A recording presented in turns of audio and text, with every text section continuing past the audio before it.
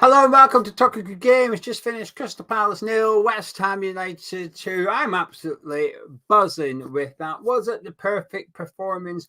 No, but I think it's an important result for West Ham. I think it's an important result for Lopetegui. And I think it was a vast improvement on what we've seen against Aston Villa a week ago. I am very, very happy right now, as you can possibly tell.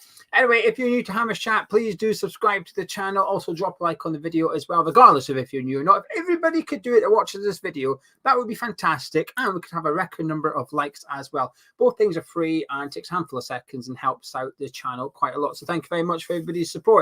Let's discuss the game. I'm going to say something sort of negative a little bit with a smile on my face, right? But when the lineup come out, wasn't happy. I was disappointed. I was hoping to see some changes. We didn't see any. But there was a major tweak to Lopetegui's system, I felt, between what we've seen against Aston Villa and what we've seen against Crystal Palace. And that was switching Soucek and Paqueta around to some extent. Soucek still remained forward. He was forward against Aston Villa and he was forward again today against Crystal Palace. But I thought the significant difference was Paqueta was much deeper today. I would suggest that Paqueta was in centre midfield, actually. And a lot of people have been wanting to see this. I've been quite hesitant and reluctant, unconvinced it would work.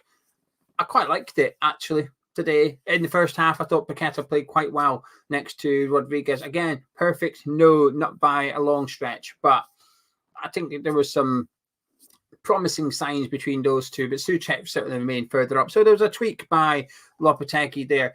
At half-time, it was 0-0, and I'm skipping through the first half on purpose because there wasn't too many big chances. I thought it was quite a fair game in the first half, and I thought it was quite entertaining for a 0-0. I think both teams were playing reasonably well. When Crystal Palace were on top, funnily enough, I thought it was more comfortable for us because they couldn't counter-attack us. I thought they were most dangerous when they would win possession outside their own 18-yarder, and Wharton's just unbelievable with those direct, long, but on-the-floor balls into his attacking players. There was a couple into Mateta, and he'd lay it off to Eze and the likes, and Palace were on the breaks. I thought they were looking dangerous on the counter-attack. So actually, when Palace had possession, I think it suited West Ham to some extent. But I do think, even in the first half, I think there was a big difference compared to what we've seen against Aston Villa. Like I said, far from perfect, but a big improvement. In the second half, this is where we sort of turned up the fun factor a little bit as we got a couple of goals. The first one coming in the 67th minute. Just before that, Lopetegui made his subs. Wan-Bissaka coming on, and Fulkrug coming on for Soufal and Antonio. And I do feel that both substitutions made a significant difference, actually. I think Wan-Bissaka heavily involved in the first goal, runs down that right-hand side. He's a fantastic dribbler of the ball. It's his crossing that's got a question mark above it. Great run down the right. Fantastic little pass into Jarrod Bowen. It just completely opens the pitch up for Bowen, who, up until this point, I'm going to be honest, I thought Bowen was poor. I don't think Bowen was having a very good game. But Wan-Bissaka plays him in. He cuts it to Paqueta. It's a really bad effort by Lucas Paqueta. Completely scuffs it. So it sort of hits Munoz, falls to Fulkrug. Not sure who it was. Prods it away for Palace. Could be Gay, could be Riyad. Wasn't paying too much attention. Falls to Tomas Soucek on his left foot. Bang, into the back of the net. 1-0 West Ham. And you saw both sides of Tomas Soucek. You've seen that goal scorer that he can be in the 18-yard box. And then you see the nice gentle giant he is when he's pulling the ball boy who's getting folded in half by the advertising board, pulls him out, and Bowen gives him a cuddle. But fantastic goal by West Ham. Up until then, I think it was quite an even game between us and Palace. I think everything was quite on edge. I think it was, like I said, I was enjoying the game, actually. I'd imagine as a neutral, it would have been all right for a 0-0 up until then. But it always felt that there was a goal coming from somewhere because neither team were great defensively. Although saying that, I do think our defenders were fantastic, but we'll get on to that. 1-0 West Ham, Tomas Soucek with the goal, and Lopetegui's team selection in regards to Tomas Soucek justified. I thought he was our biggest threat against Aston Villa.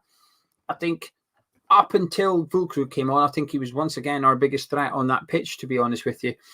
We made it 2-0 just 5 minutes later. This is what we needed. I think it completely knocked the stuffing out of Crystal Palace. They had a few half chances after we made it 2-0. Possibly, actually, no about it.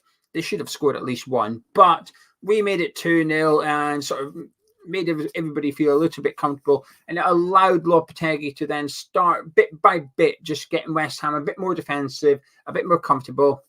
We sat back in our low block at 2-0 up, and it worked. But this is incredible play with Max Kilman. Wins the ball, comes out of defence, goes round Wharton.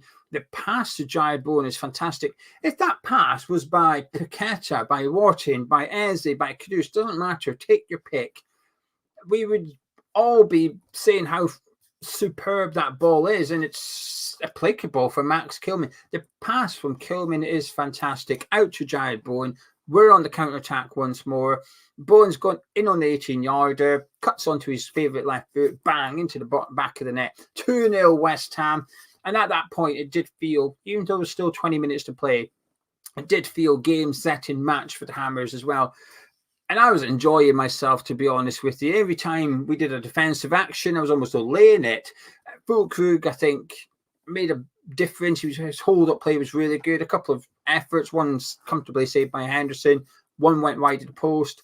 And if anything, I think we had a couple of good opportunities to make it 3-0, where we perhaps didn't make the right decision in the final third. One of them ended up with Alvarez shooting 20 yards out and 20 yards above the bar. But I think the passes in that process were perhaps not the right ones to make. But that will come with time. We were 2-0 up, looking good. Sarr hit the post, didn't really know. It just sort of hit him and then hit the post. They had some half chances, Crystal Palace. But by and large, I think we've seen the game out quite comfortably. I think the Alvarez substitution was the right one at the right time. And I criticised Lopetegui for his substitution or lack of substitutions last week. And whilst I still think the starting 11 was wrong, I still think Andy's maybe played one or two of those from the start. We might have seen a different West Ham for the first hour. I'm going to just forget about that for tonight, because we've won a game. I'm going to enjoy it. We'll talk about it Monday, Tuesday as we go into the Bournemouth game. But for this weekend, I'm going to forget about the starting 11 and just enjoy the victory. However, the one thing I want to see change the most from the David Moyes era to the Julen Lopetegui era, the one thing I want to see change the most, but apart from style, I want to see the style of football improve. But the one thing I want to see is just quicker and more ruthless substitutions. Under Moyes, it took a little while for us to make subs. It was a bit more reactive than proactive. Last week, it felt the same thing. It took a while to make substitutions. I was really disappointed because there were some poor performers in the first half. He was justified making subs at half time last week against Aston Villa. And this week, he was a bit quicker with his substitutions, and they've made an immediate impact with Wan-Bissaka heavily involved for the goal. And then when we were 2-0 up and he brings on Alvarez, and at the very end, he brings on Todibo and Creswell, I thought he got his substitutions bang on today, Lopetegui. So I'm really pleased and relieved with that one. So credit to him for the subs. Big plus for me, that one. So 2-0 West Ham, it finished, fantastic victory. I was a little optimistic going into this game, but I certainly wasn't confident. I'm going to be lying if I'm going to sit here and say, oh yeah, I thought we'd win. Plenty of people did. I did not. I was optimistic and I was hopeful. Starting 11 come out, deflated me a little bit, but we got an important win, because I was fearful that, we lose today, we lose against City, you go into the international break, bottom of the league with no points. It's not a nice place to be in, and it just heaps pressure on the new head coach and the new players. You don't want that. So I'm glad now we've got our first 3 points on the board. Worst case scenario cannot happen anymore. Yes, we've still got to play Man City next weekend. Completely different challenge for us, but I'm pleased, and it also means that we can enjoy the Carabao Cup game on Wednesday night, sorry. I want us to prioritise the cup competitions this season, and I think winning today allows us to do that, to prioritise that game against Bournemouth midweek, whereas had we got beat, he might have felt the pressure against Manchester City. So positivities all round as far as I'm concerned. In terms of player performances, I think there's some really good ones out there. There's one or two maybe not quite at the level I was hoping it'd be, but we'll save that for the player ratings on Monday. I'm going to quickly promote Patreon, if you don't mind. I've done it for a little while. Patreon.com/Hammers Chat. That's where we do more videos, So in the next 6 days, from Monday onwards, if you're a mild addict, we'll be doing at least 9 videos on Patreon. So you've got YouTube channels and Patreon on top of that. So lots of content coming up. But myself and Gonz will be live on Patreon on Monday morning doing our player ratings from this game, where we discuss each player involved in a bit more detail.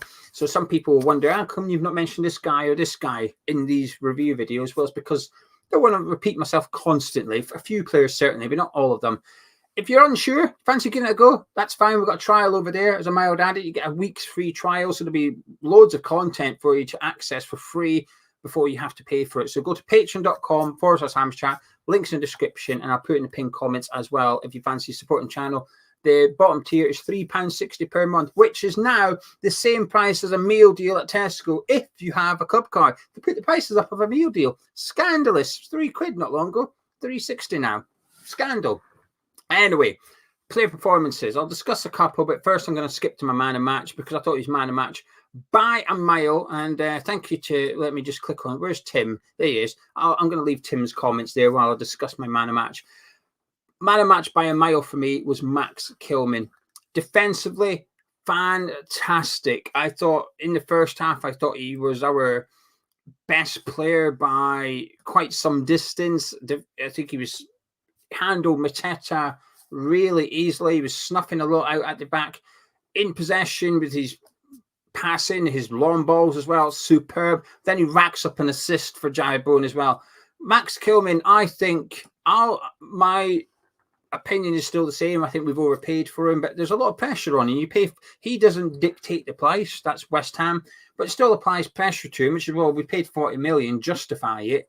I think he had a really good game last week against Villa. I think he was absolutely superb today. Man and match by a mile, as far as I'm concerned. The best player in a West Ham shirt. The best player on that pitch. I'm biased. I'll pick a West Ham man and match, but I think he was better than any Crystal Palace player as well. The genuine, the true man and match today was Max Kilman. I was really happy what I've seen from him. Huge improvement with Rodriguez.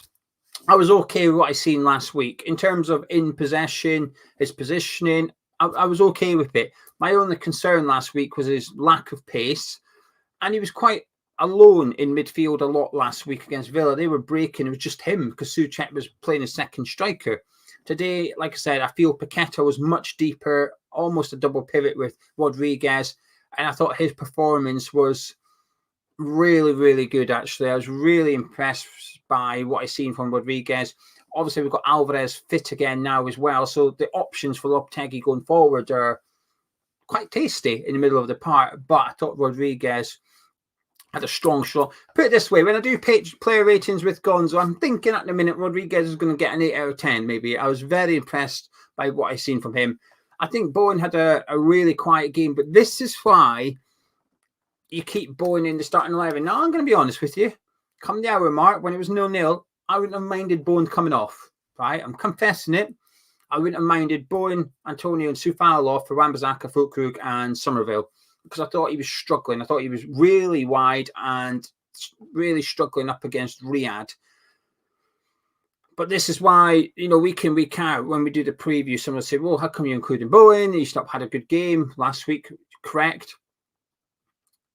But this is what he's capable of. As I keep saying, I've seen Bowen play badly for 85 minutes, turn up for 5, and in that 5 minutes makes a significant difference. Heavily involved in the first goal. He does nothing wrong. His pass to Paqueta is fine. It's just a poor effort. And then the second goal is clinical, Jarrod Bowen, as to what we've seen last season. So I'm buzzing for him. He looked delighted, yoinking at the captain's armband as he ran towards the away fans as well. So I'm pleased he's got that goal as well, because a bit of pressure on Jarrod Bowen. I mean, when anybody takes the captain's armband, it increases that sort of spotlight a little bit. So I'm pleased he's got that one.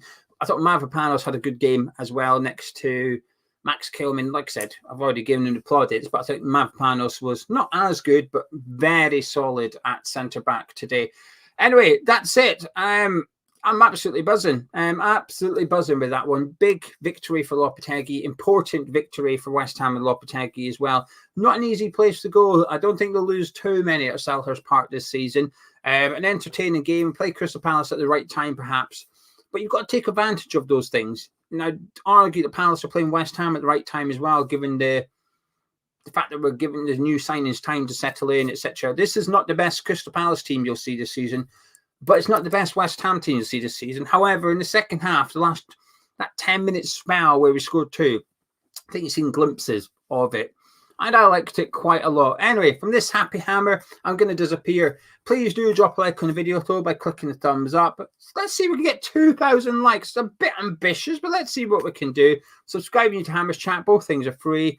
And I will catch up with you tomorrow morning. Tomorrow morning, 9 a.m. for the debrief. We're live the morning after every single game at 9 a.m. So 9 a.m. tomorrow, if you're kicking around, come and join me for a chin wag in live chat and see what you're all saying. Hope to catch a lot of you then. See you soon.